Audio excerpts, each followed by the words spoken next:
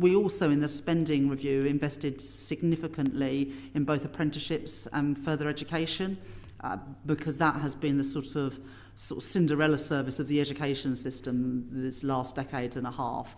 It's great that we've got 50% of kids going to university, but the 50% who don't, which in my constituency in Leeds Western Pudsey, there'll be the majority of kids don't go to university. So investing in FE and apprenticeships is really crucial for this government and our wider objectives around opportunity. So we've done some of that spending review, but I certainly think that's an area where we can do more to address the productivity issue through improving labour supply and human capital. And then the last thing is around sort of technology, total factor productivity. And Andy Haldane, former chief economist at Bank of England, talks about this long tail of low productivity firms. And the DSIT secretary, Peter Kyle, he's sort of got three focuses in his area. First of all, it's attractive businesses that are at the technological frontier. Obviously, that is crucial for growth, and we're very good at that in Britain. We've got a lot of very high-skilled people. I was at Imperial College this morning. That's an area where we are good, but we shouldn't rest on our laurels.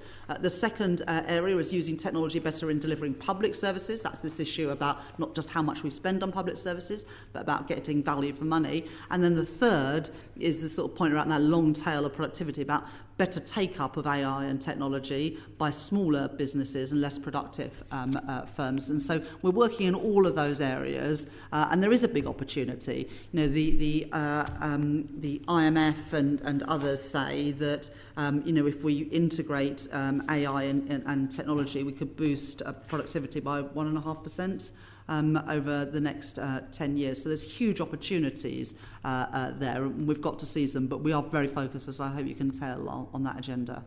And can I ask you about the fiscal impact of continuing low productivity, in that the OBR admits that its productivity forecasts are, to quote them, the most important yet uncertain forecast judgments they make.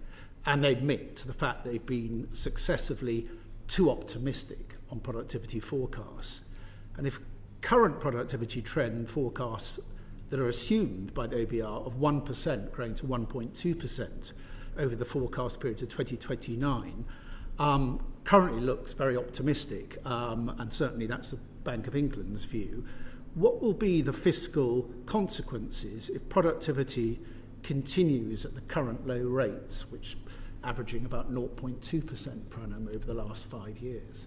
Yeah, so the OBR forecast long-term productivity growth of 1.25% a year, and the Bank of England have a forecast of 1% a year. Both are very low by historic standards. Productivity over a long period of time is higher than that, but as you rightly say, the last decade and a half has been lower. So I guess you've got to decide whether you think that you should just look at a short period of time for what average productivity is, or long-term productivity, or whether you should look at a longer time series. And the OBR, as they've said, are looking at that at the moment. But perhaps I'll pass on to Steve to give a bit more detail.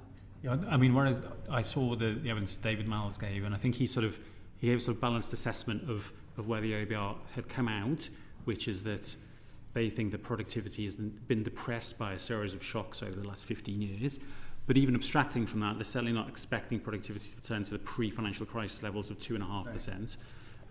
But equally, you can veer into the too pessimistic, into the views that the recent numbers we've seen of 0.2 are like to persist, and their view was that there were reasons both to expect that the sequence of shocks might not continue, but also that there is potential for future technologies, in particular AI as a potential new general purpose technology, to be a source of the innovation that you need in TFP growth that supports their forecast of productivity gradually picking up to 1.25%.